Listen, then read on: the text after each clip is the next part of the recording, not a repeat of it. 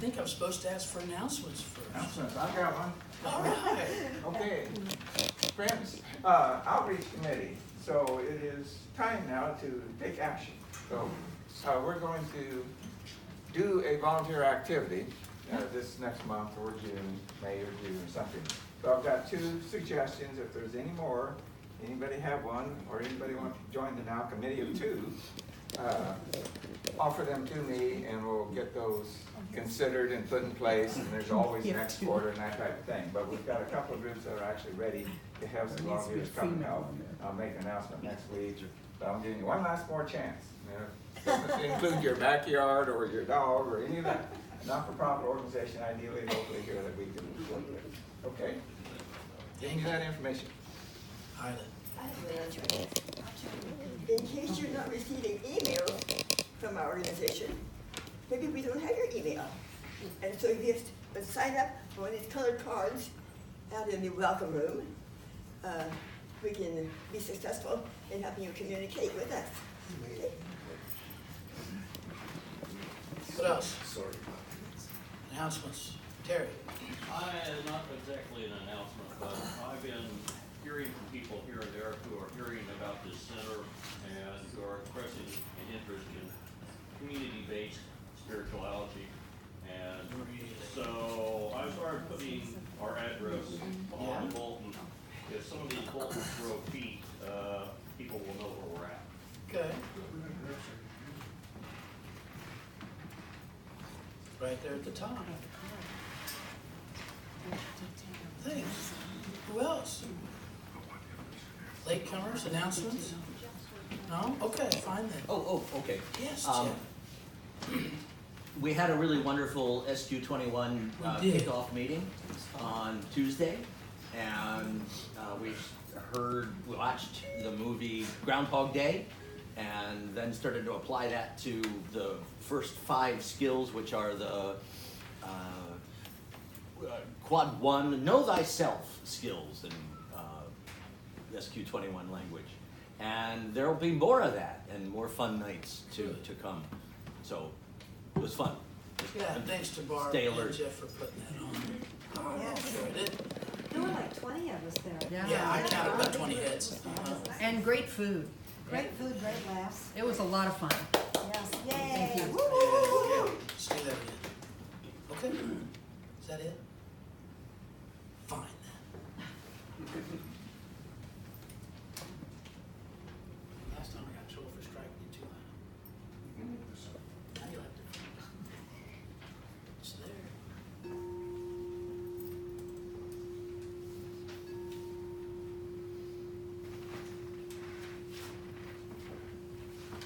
We ring the bowl in universal oneness. We feel the vibration that unites us all in love and peace. Our candle represents the Christ light presence in all of us. Most of you know me, I'm Mark Ballard. If you do me the favor of turn off your phone, now it would be good. Somebody always doesn't do that. We get this silly tune in the middle of service. We like to, we like to be polite to Ron and Kelley. If you could, let's read that mission. It's right there in front of you in the box, okay? The Center for Universal Oneness is a place where those who want support on their spiritual journey may join with others for mutual encouragement, inspiration, and guidance. The Center draws on those practices based in new thought and metaphysical approaches. The higher Christ consciousness provides the foundation. We strive to live in the oneness of love. And then what I call your homework, okay? Extending into the world, faith, love, peace, and joy. Now last time I was up here, I threatened to ask you how you've been doing that. And so, have you been doing it? Yes. Okay. Some Head days. nod's probably good enough. You don't have to give me examples yet. Another time we'll ask for examples. Okay? Okay, the good news for you guys. Oh, yeah, all right, fine. The good news for you guys is we have Kelley and Ron hold hands at this. Let's let Terry pray us in and we can get busy, okay?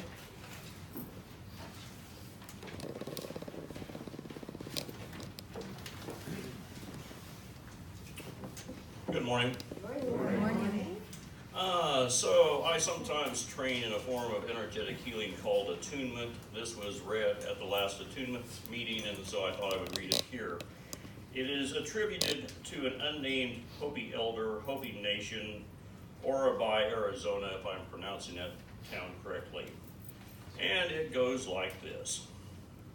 You have been telling people that this is the 11th hour. Now you must go back and tell the people that this is the hour, and there are things to be considered. Where are you living? What are you doing? What are your relationships? Are you in right relation? Where is your water? Know your garden. It is time to speak your truth. Create your community. Be good to each other, and do not look outside yourself for the leader. Then he clasped his hands together and smiled and said, this could be a good time. There is a river flowing now very fast. It is so great and swift that there are those who will be afraid. They will try to hold on to the shore. They will feel they are torn apart and will suffer greatly. No, the river has its destination. The elders say we must let go of the shore, push off into the middle of the river, keep our eyes open and our heads above water. And I say, see who is in there with you and celebrate. At this time in history, we are to take nothing personally, least of all ourselves. For the moment that we do, our spiritual growth and journey comes to a halt. The time for the lone wolf is over. Gather yourselves. Banish the word struggle from your attitude and your vocabulary. All that we do now must be done in a sacred manner and in celebration. We are the people we have been waiting for. We are the people we have been waiting for. That's it. Amen.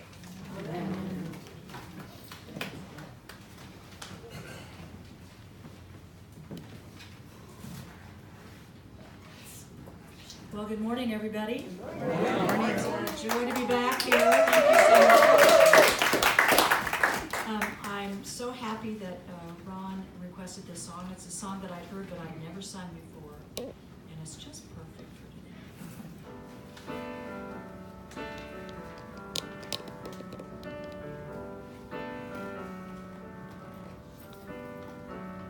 Hey, buds below, up is where to grow, up with which below can't compare with. Hurry, it's lovely up here. Life down a hole takes an awful toll, what with not a soul there to share with. Hurry, it's lovely up here. Wake up, bestir yourself. It's time that you disinter yourself. You've got a spot to fill, a pot to fill. And what a gift package of shower, sun, and love. You'll be met above everywhere with, fondled and sniffed by millions who drift by. Life here is rosy if you're a posy. Hurry, it's love.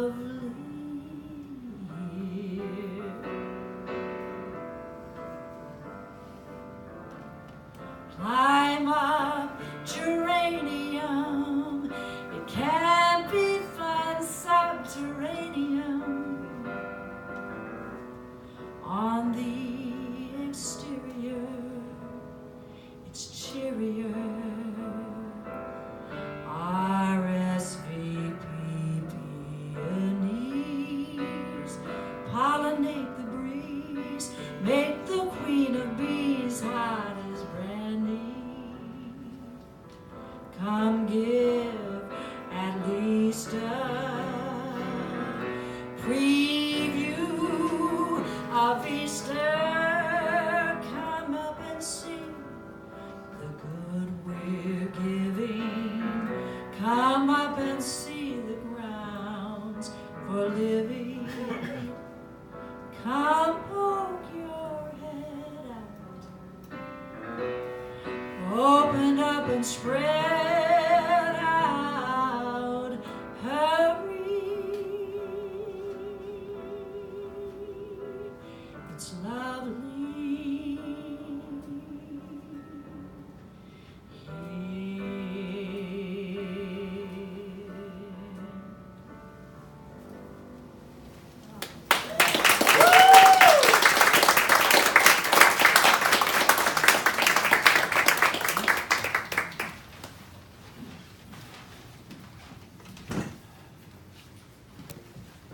Thanks for taking that on, Kelly.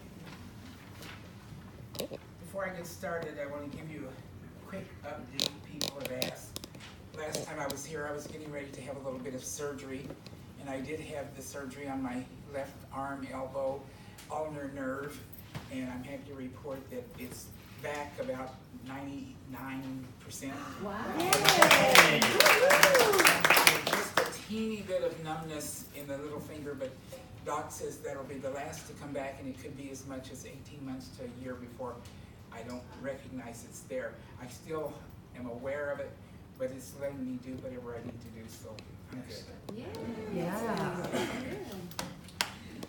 I was hoping to talk to you this morning about spring, but as you know, spring is dragging its feet, or at least saying, or at least old man winter is saying, not quite yet.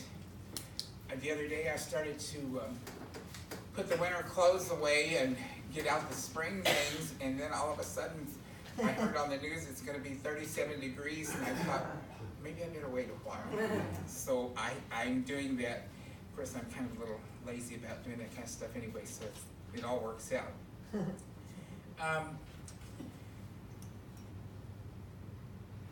When I was working as a music therapist, we did something we called lyric rap.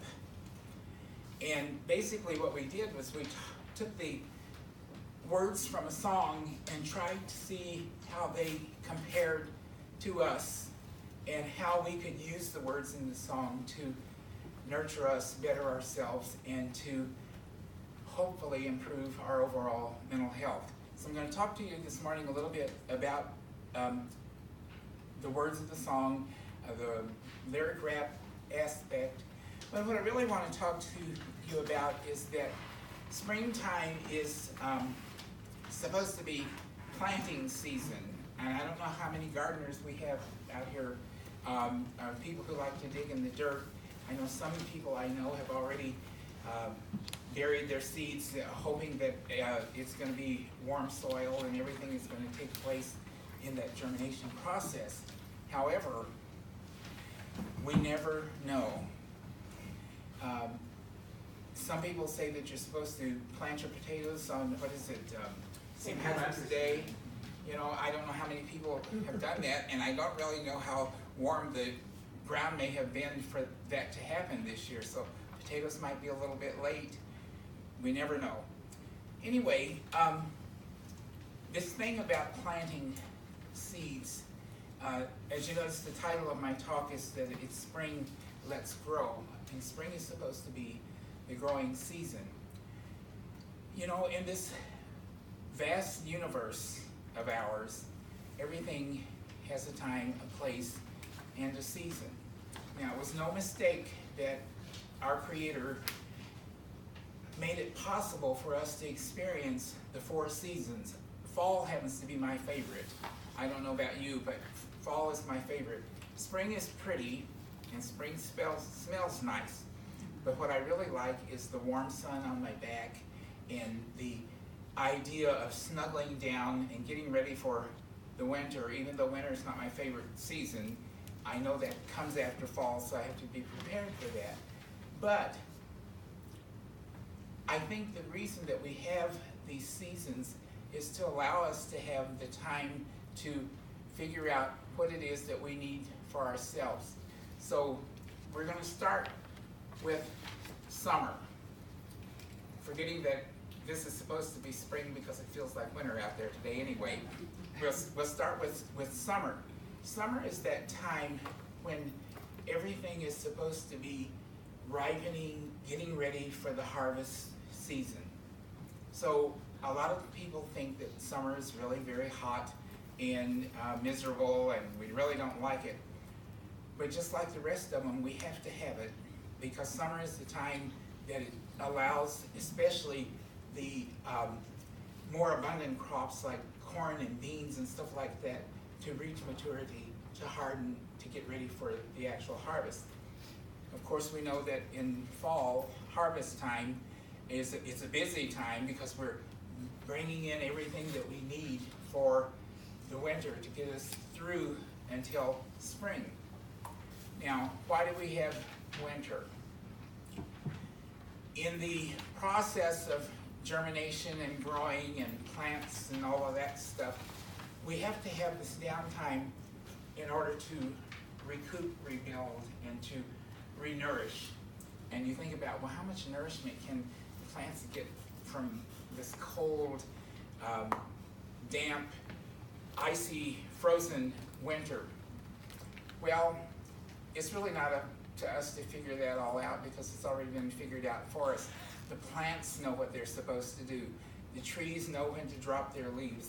They know when to go dormant, so they can have that time within themselves to regenerate, to renew, and to be able to flourish in the spring. Just like those plants, we are the same. Now, we don't have roots that stick in the ground and keep us in one place like plants do. Plants have those roots so that they can go down into earth to get the nourishment that they need through the icy cold earth to be able to survive until springtime. But we too need that time for ourselves in order to be able to go inside and to reflect on the other parts of the year, and not so much think about what we're going to be doing in the spring, but just taking that time to, as some people say, chill out. So during the winter months, we chill out. We nourish ourselves with comforting foods. That's why we put on a few pounds over the winter. And you know, it's sort, for us, it's sort of like a reverse hibernation thing. You know, the animals pack on that fat to get them through the winter, and then we go into the winter and we take in the nourishment, but the animals take in the nourishment and they get skinnier and skinnier as the winter goes. What do? We go the other direction. So I think that's probably why we need a season such as spring to bounce us back into more activity so that we can hopefully take off a few of those pounds. But anyway, during this whole process of germination, you know that in order for us to be able to have the plants to grow, what do they need? First of all, they need fertile soil in which to be planted in.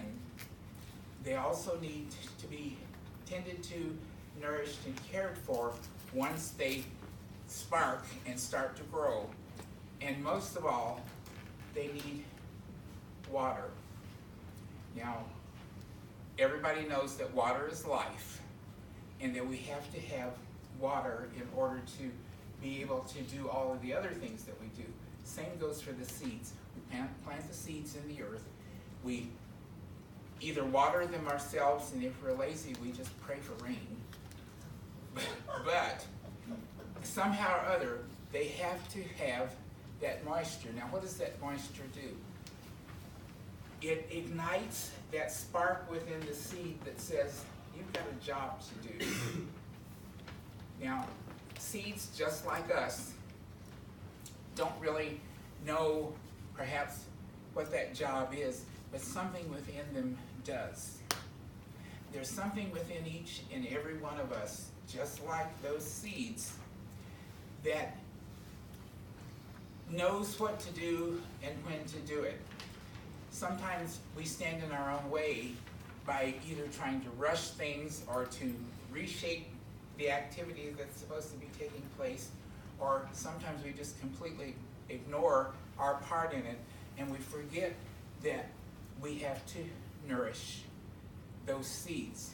Now, think, if you will, of those seeds as being the creative potential in each and every living thing. The seeds have a creative potential to sprout, to grow, and to flourish. We have the same thing. Our creative potential might be just a teeny bit different, even though sometimes we grow and express ourselves just as the seeds will. We have the ability to more or less mold and shape, perhaps a little bit more cognitively, what our life is supposed to be about. The important thing is that we have to recognize and realize that we all are instilled with this creative potential for growth, for doing greater and better things, to allow us to be not only part of society, but to take place and do what it is that we're called upon to do. Now, as this song said, and we're going to talk a little bit about this lyric rap thing, as the song says, "Hey, buds below, up is where to grow." Okay, now, the plants don't really hear that. The good thing about us is that we do, and we can. Our job is to RSVP, respond to that call that's been given to us, that it's time for you to flourish, it's time for you to recognize the creative potential within, it's time for you to become the you that you were meant to be, and most importantly, to take part into allowing yourself to become the better you that you were meant to be. So, come rhododendron, courage, little friend. Life is going to end rhododandy. You know, sometimes we feel like, I'm doing this, but it's such a struggle, and therefore I don't really know if it's going to work or not. I don't know if this is for me, or am I in the right place? You know, we get all wrapped up in the fear and doubt of the process, that sometimes we overlook the fact that we really don't have to have a whole lot to do with it anyway, other than the faith in knowing that there's something deep within us that knows exactly what to do, and believe it or not, it knows exactly when to do it. If you stop and think for a minute, how many times have you had an experience when something wasn't exactly going quite right, and you couldn't exactly quite figure it out, and you got all flustered, and you got worried, and you got concerned, you might have even lost sleep over it, and put your energy in places where it probably wasn't doing you the greatest amount of good, but in the end, all of a sudden it's like, hey, it's all taken care of. This has been a piece of cake, even though I didn't actually do my part in stirring the batter, it did it on its own. That's where the process of faith comes in. That's why the plants note how to grow. I don't exactly think that they even know how to grow, they just do it. Because that's the way they were created, that's the way they were meant to be. And that's the same for us. We have that same creative potential within ourselves to know, to understand, and I always like to say, without knowing, it's kind of an automatic thing.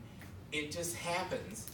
Our job is to not stand in the way of that process, and to also be aware that in order to get those prize-winning begonias and those premier iris plants and the tulips and all of those things to look the way they do required some of our help. You know, we had to make sure that the soil was taken care of, and most of all that they got adequate water. Sometimes we have to give them a little miracle grow. You know, plants are just like people. We sometimes are stubborn. We need a little boost. So a little miracle grow has never hurt. But in order for them to do what they need to do, they have to be tended to properly. Now, what is properly? Well, properly is going to be different for each and every one of us. Our job is just to understand that in order to get from point A, the seed stage, to point B, the flowering stage, something has to take place in between there. And our job is to not only to be aware of tending to the plants and taking care of the soil and all of that stuff, but just to be aware that I'm a part of this process. You know, sometimes we get so involved with what's going on around us, we forget that we are part of all of that that's happening around us, and we kind of narrow-mindedly focus on certain things, and then all of a sudden our life may get a little out of kilter and we wonder, what in the world happened? You stop and think back, oh yeah, I forgot to be gracious. I forgot to show gratitude. I forgot to give thanks. I forgot to nourish my mind and spirit. I forgot to take care of my body. I forgot to do this. And once you realize the things that you forgot, it's easy to get back on track, because why? Whatever it is that we want in our life, we can have it. The reason for that is that the universe always says yes. It never ever says no. And that's why I always say, be very careful as to what you wish for, because you just might get it. Now, when I say you just might get it, remember there's something within us that knows what's better for us than we do. Sometimes that something within us is trying to tell us to do the right thing, if you will, in order to make our lives healthy, whole, and complete. However, because we defocus and put our attention in other places, we forget that. That draw within us, that knowing within us, is always trying to lead us in the right direction. So my word here is just to try your best to pay attention. There's an old saying that says, stay focused on your own path. You know how easy it is to get on somebody else's path and tell them what to do and how to do it, and what they should be doing, what they shouldn't be doing. And all of a sudden, if you think about it, you realize, hey, gee, I'm talking about myself. You know, but it's easier to project that out to other people than to look in that mirror and say, hey, you know, let's have a talk here, you and I. Why do we get afraid to talk to ourselves? I know people say that if you talk to yourself, you're not quite right in the head. However, I just recently heard something that said people who talk to themselves are more highly intelligent beings. And so I take that as a good clue, because I talk to myself all the time. Hey, good morning, Ron, how are you? Well, you're just a little bit smarter than you were last night, but you better work on it. Okay, back to the germination process and spring, and let's grow and all of this business.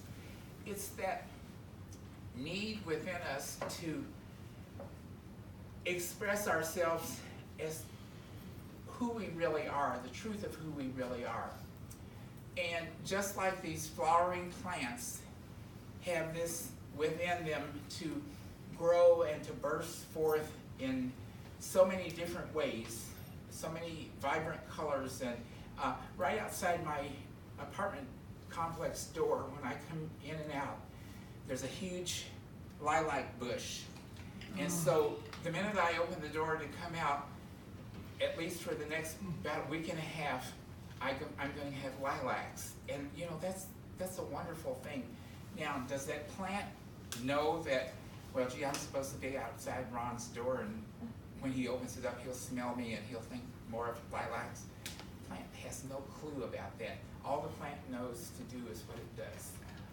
It grows, it leaves out, it buds, it produces these beautiful flowers, and then, heaven forbid, several years ago, the grounds crew came along and they cut all of the bushes down to nubs. But thank goodness they are now back, and they're much, much taller than I am, and they're flourishing, and they're beautiful. So anytime that you have that feeling that you've been cut back, just remember there's something within you that says you will rise again. You have the potential within yourself to grow and to be what you're supposed to be in the first place. You're all supposed to be those special, beautiful flowers, and that's what happens. Now, let's see here. See, I talk so fast, I move all the way past my cards, and then I wonder, where am I supposed to be? I talked a little bit earlier about how important it is to nurture these seedlings so that they can become what they are.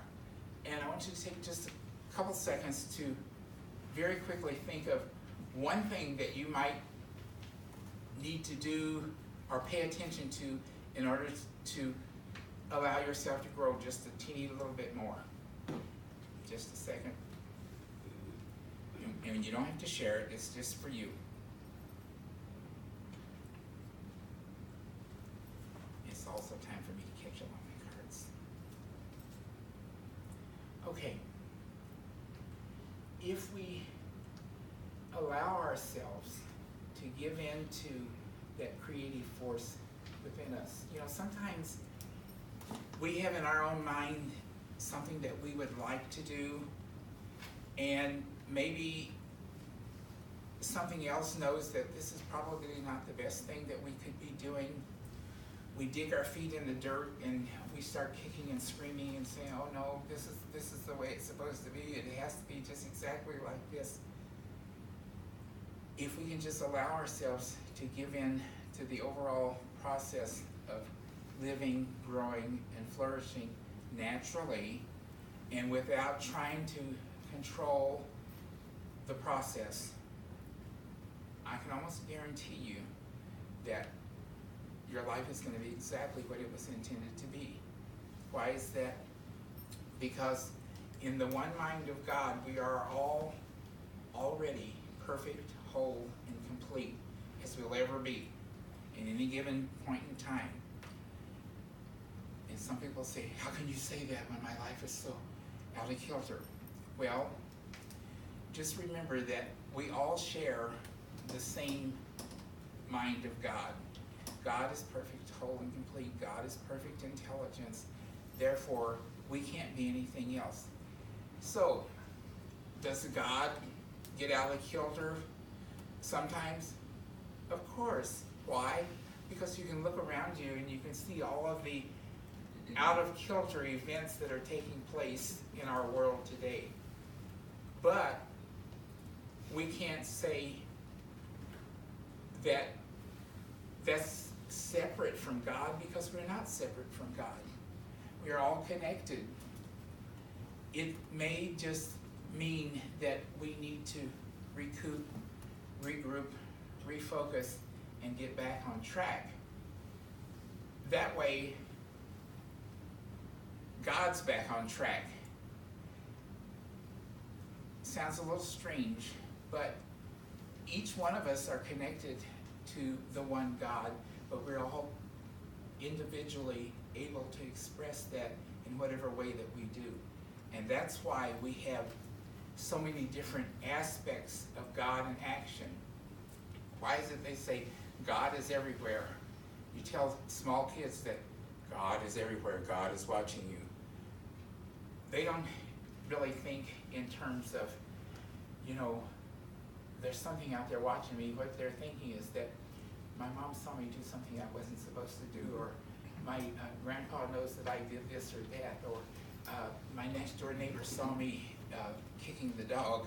You know, they don't have any comprehension at that particular point in time to know that God is in action everywhere. They don't have any clue as to what that means. Hopefully they grow up to know that.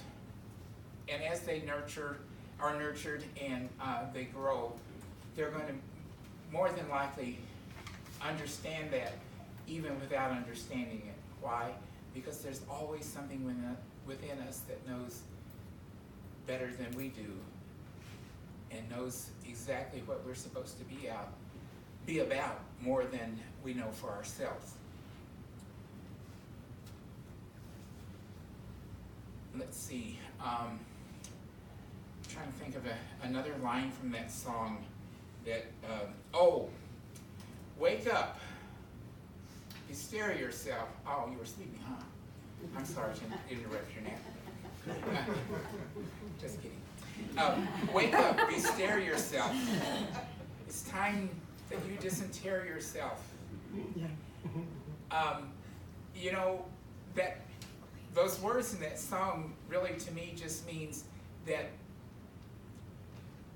the waking up is really becoming aware. Becoming aware of what's around you, of what job it is that you have to do, even though you may not know what that is, that something within you does, but it's just a wake-up call to attach to that greater scheme of things which you're a part of that allows you to be able to live and move and have your being, as they say, as an individual, as a person who is the one expression of God. And you say, the one expression of God? Well, how can that be? Well, that one expression is only your one expression. But each and every person in this room, each and every person outside this room, each and every person on this planet is an expression of God. So when they say that God is in action, God is in action. God never sleeps. Why? Because isn't there a city that never sleeps? You know? Yeah. God is always about doing what God does. And what is it God does the best? It recreates and makes things new again. So no matter if you happen to falter, don't beat up on yourself and don't get discouraged, because God is about recreating you and making things new again. So how much energy do you want to put into your failures and inability to get things accomplished and that kind of stuff? What does it say? Life down a hole takes an awful toll. So if you're in that hole and you're thinking badly about yourself, you know, I don't measure up to this person, or I don't do this, I don't have this, I don't have that, and I just, oh my goodness gracious. Well, what does that do? All of that negative energy only does one thing. It takes away from the vibrant energy that is within you that could be doing other things, that could be flourishing, could be growing, and could be blossoming into the you that you were meant to be. So, just remember, it's okay to be in that hole. Because you see, in the mind of God, there's no right or wrong. It's okay to be in that hole. What's not okay is to allow yourself to stay there. Why? Because when you stop to think about it, how many of you dread being underground? Now, probably the first thought that came to your mind is 6 feet under, and I don't really like that. That wouldn't be a very good life at all. Well, actually, it isn't a life, because there's life is gone by that time. But if you're in that hole and you allow yourself to stay in that hole, the only thing that can happen, really, is that you get more and more and more of the dirt piled on you, which makes it that much more difficult for you to come out. Now, with the seeds that are in the earth, and they get the proper nourishment, they get the proper water, which is life, which gives them that turn on to start doing what they are supposed to do. They start pushing up through that soil, and where do they go to? What is it you know about plants? They always lean toward the sun. They turn to the light. And we're just like those plants. We're all searching for the light, in a sense.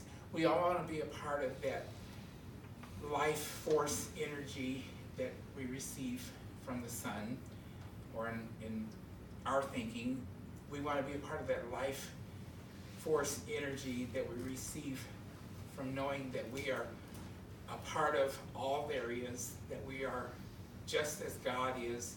God is us, we are God, we're all gods. I mean, if you want to be politically correct, goddesses, you know, but we're all one and the same. The plants are teaching us, if we pay attention, that we all have within us that ability to grow, to live, to move, to be a part of the greater scheme of things. So, you wake up, you show up, you grow up, but the most important thing is that you plant these seeds and you watch them grow. Now, many, many years ago, I used to have a business card, and the little caption at the bottom said, well, there was a little oak tree on the side, and down at the bottom was a little teeny acorn, and the caption said, plant the seed and watch it grow. Now, can you imagine that tiny little acorn, that little seed, growing into one of those huge, mighty oak trees? Now, what is the potential of that tiny little seed that grows into that big oak tree? The potential is that, I don't know how many people have tried to do this. I haven't, and I probably wouldn't. But if you count all of the other little acorns, once that tree reaches maturity and starts to seed and produce acorns, if you count all of those little acorns, you probably would get tired very quick of counting. And what is the potential of that one tiny acorn? To produce all of these other seeds, these other acorns, with the same potential to keep multiplying, multiplying, multiplying. That's why I say that it's a shame that we live in a country, a world, where people go hungry. There shouldn't be any reason that we have people going hungry anywhere on this planet. Have you ever looked inside a tomato or a pepper and seen the number of seeds inside?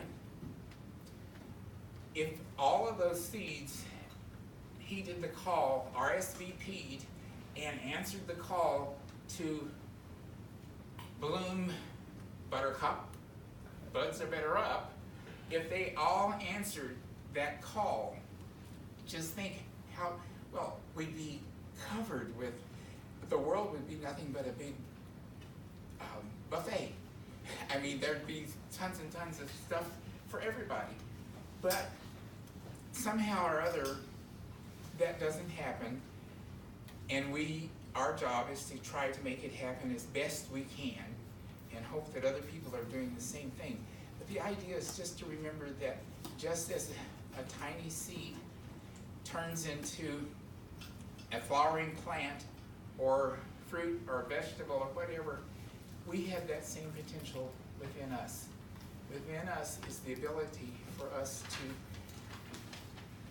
not only live and express ourselves truthfully as to the who, the what we are meant to be, but to also know that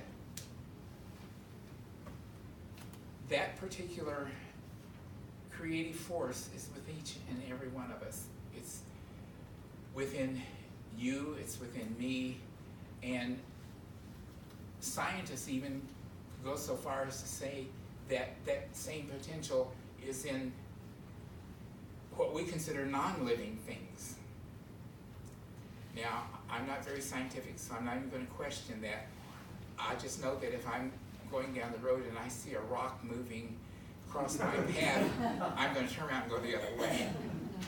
But all of that to say is that the God that created each one of us created every living thing, or everything in this universe. You know, I always like to say that in the beginning, the first words in the beginning of the Bible says, in the beginning, God. No, wait a minute, I have to do it right. In the beginning, God created the heavens and the earth. And the earth was, you know. But in the beginning, it doesn't say that God called a staff meeting and said, hey, I want you all to come here and let's figure this out, because I have this idea of creating a universe and I need help with all of this. What God did was say, I'm going to create this thing called the universe, and I'm going to create these inhabitants that have the same ability and potential that I do in order to continue to express and keep things going. And what is it that Jesus Christ said? Greater things shall you do, something to that effect. I'm not a big Bible person, but you know, I did go to Sunday school and hear a few of those things. I believe some of them, not a lot of them, but some of them. But you see, greater things can you do? Now, what does that mean? To me, that means that because Jesus Christ, just like the rest of us, is a part of God and came from God, we came from God, and we believe in that Christ spirit within us. Then if we allow that spirit to do what it's supposed to do naturally, then yes, greater things can we do. Now, when you say greater things, are we thinking things with bells and whistles and fireworks and all this stuff? It doesn't have to be that. What it has to be is what you want it to be. What is important to you. You reach out to others as to what you want for yourself. So as we get closer to wrapping this all up, just remember that you know, it's mushroom season. And people are going wild over the morel mushrooms. You know, they're selling for $49 a pound. I was in an auction the other night and they sold a little container that had maybe like 21 morels. Some of them were fairly good size, some are very small, and they went for $180. Oh my gosh. You know, and I'm like, I'm gonna start growing mushrooms. But all of that to say is that, you know, mushrooms, the more mushrooms we get depends on the number of spores that shoot out and come up the next year. So your spores count. Now, you may not be putting out mushrooms, but you're putting out your ideas, your dreams, your imagination, your thoughts. All of those things are seeds. All of those seeds that you have in mind, all of those seeds that you plant, all of the seeds that you extend to others, in the one mind of God, have the very same creative potential of all things. So, let us just think just for a minute that, I'm getting to it. I had this really big statement I wanted to say at the end. Yes. Let us just say that in this wonderful, beautiful landscape of spring, of renewal, of rebirth, of new life, of flowers, of color, and all of that stuff, that each one of you are unique in a very special way. All of you are posies, and you are beautiful.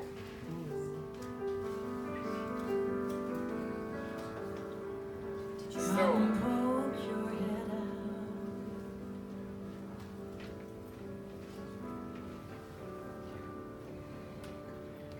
open up and spread out.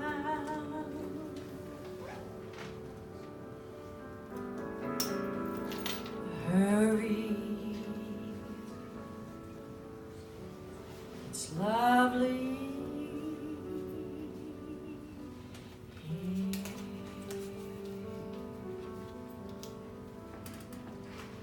let us just take that into meditation.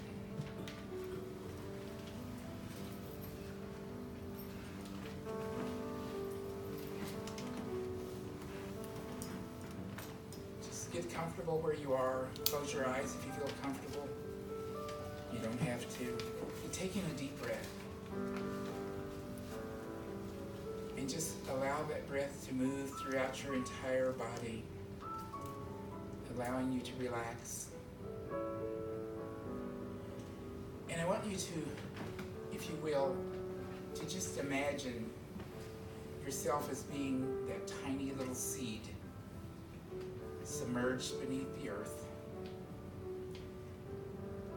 Here where it's cold, dark, and dry.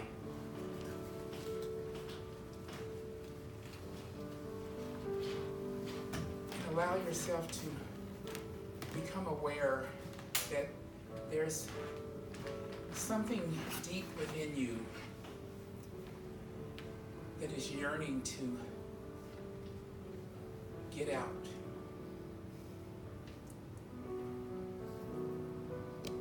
This something is the creative potential,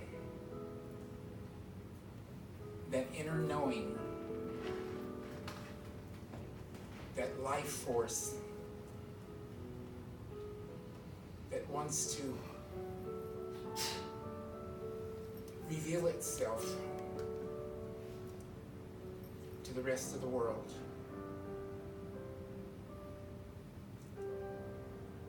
So you feel yourself begin to realize that the soil in which you're emerged into is becoming a little damp.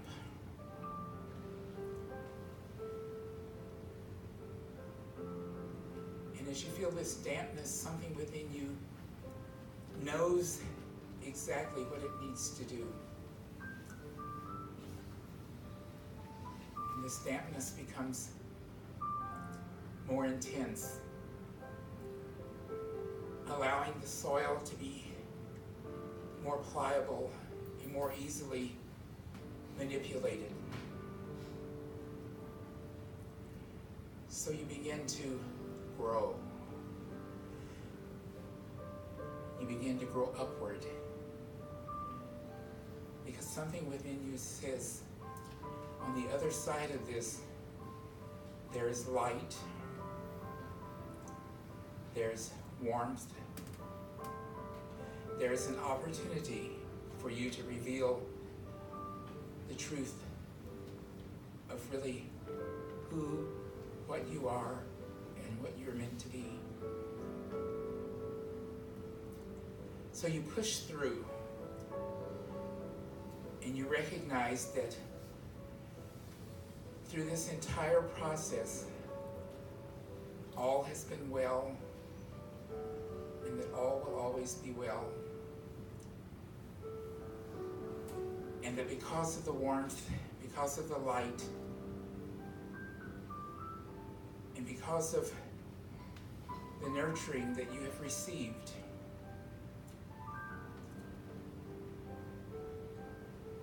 you have the ability to burst into the fullest, biggest, most vibrant blossom that ever could be. And then you look around, and you also notice that there are other vibrant, energy-filled, blossoming plants, trees, shrubs, all around you. And you say to yourself, this is what I've been waiting for. This is my spring into life. I accept this responsibility wholly, fully, and completely. And I allow myself to know, without knowing, that right here, right now, where I am, is exactly where I'm supposed to be.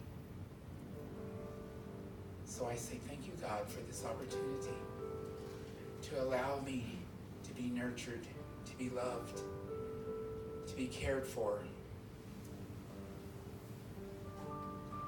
to allow me to be able to express the me that is me. So, IRSVP, I answer your call. I am here. I am now. I am yours. But most importantly, I am me. And so it is.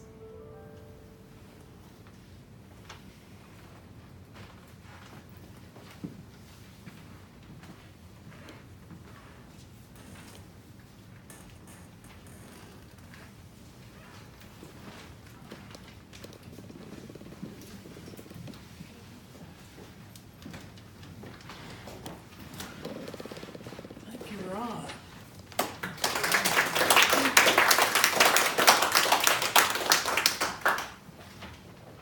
Let's have an offering. What do you say? Would you take just a minute and try to get whatever it is you intend to give ready? Let's have a quiet moment, and I'll pass some baskets. How about that?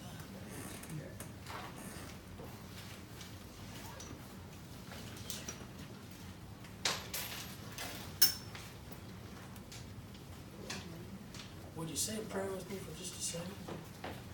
Divine love, through me, blesses and multiplies all that I have, all that I give, and all that I receive. And I am joy-filled and grateful. Thank you.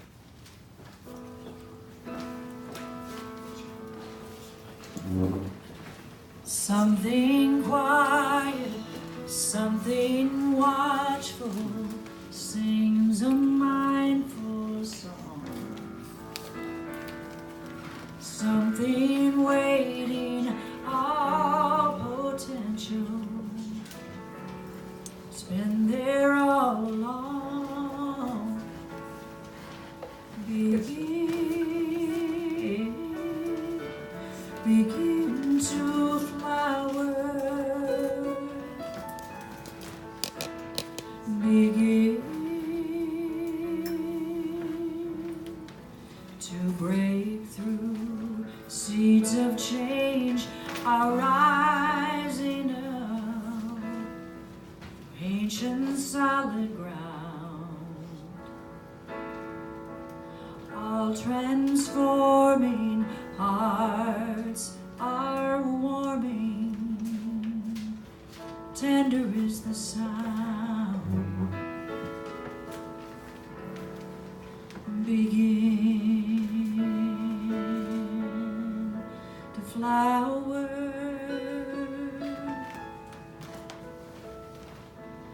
Begin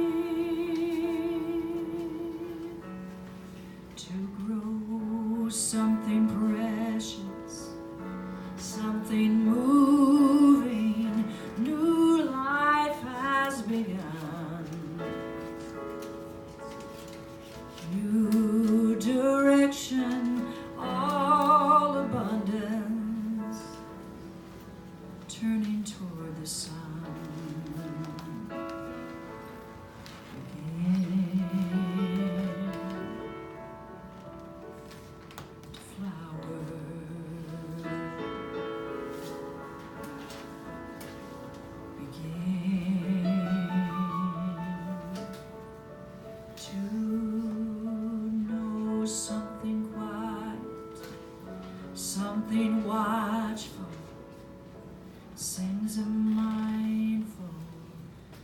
song.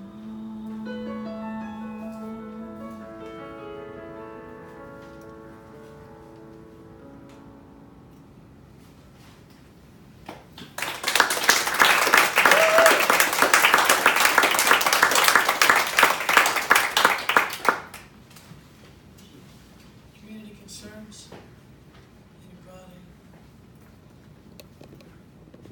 Nikki? Someone very important in our community is in a job search. And I think it would be wonderful if we all just gathered our energy and saw greatness for this person. Others? Karen and Ron Ives were at our house last night. She's doing much better. Good. What else, Terry? People have asked about my sister. She's now in rehab at North Kansas City Hospital, so she's up moving around and probably in rehab for a couple weeks. I just want to express appreciation for the movie, Jeff, that you organized in Barbenville at your house. And I loved the discussion, the spiritual discussion carrying on for what, an hour and a half or something that was really delightful about how do we apply this in our lives and what does it mean in our lives. And I loved that. So I just want to say thank you with great appreciation for that. It's really good.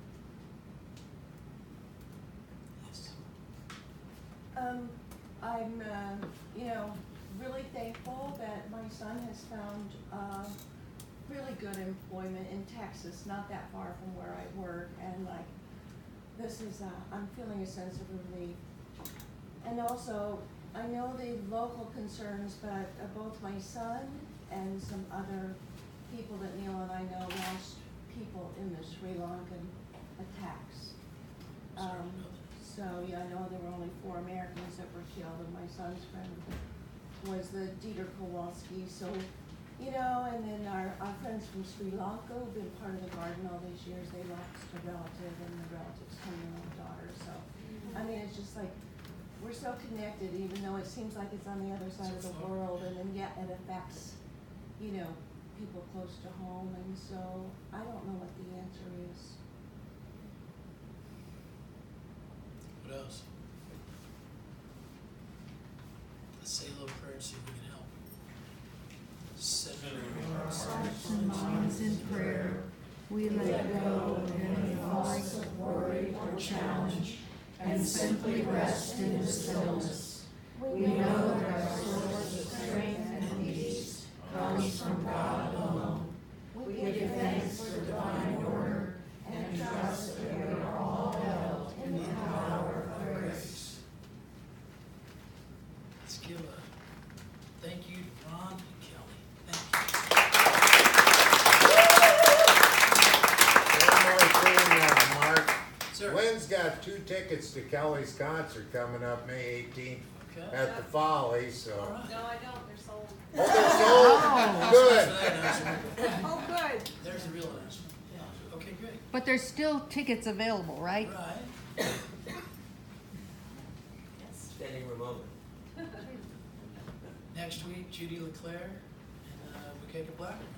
Those of you who wonder what will happen next week, probably here anyways. Regardless of who shows up, I'll be there. If Kelley would give us one more song, and the Cherry will pray out.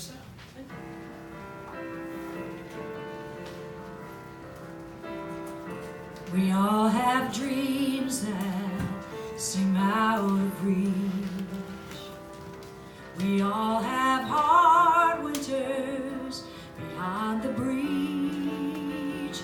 But I'm here to tell you that deep in the ground there are roots feeding blossoms to be found. And we're one day closer to spring.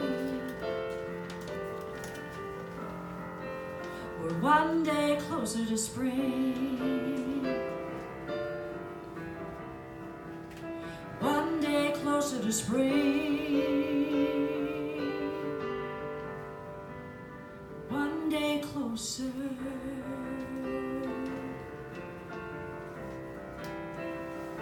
It's time to hold up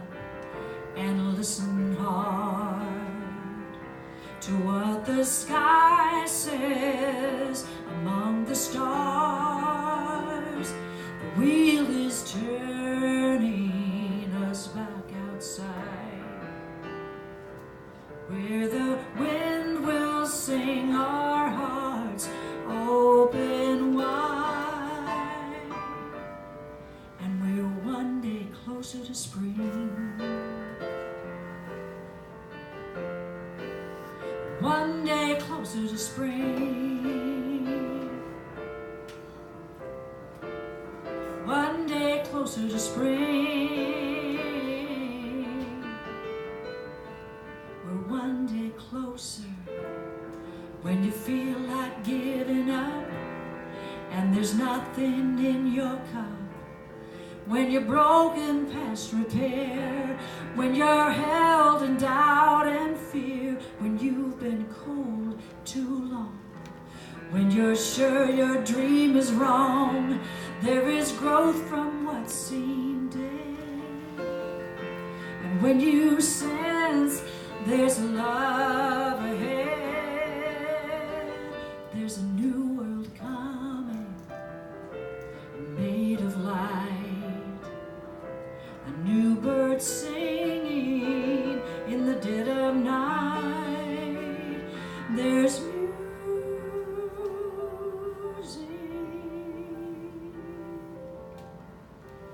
coming on bud and branch.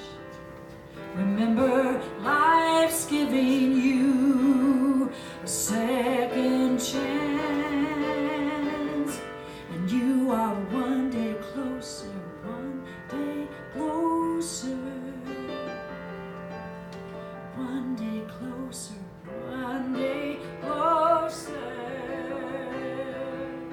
one day closer to spring. You are one day closer.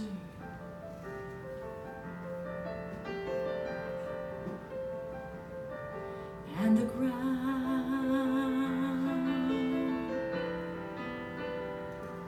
begins to thaw.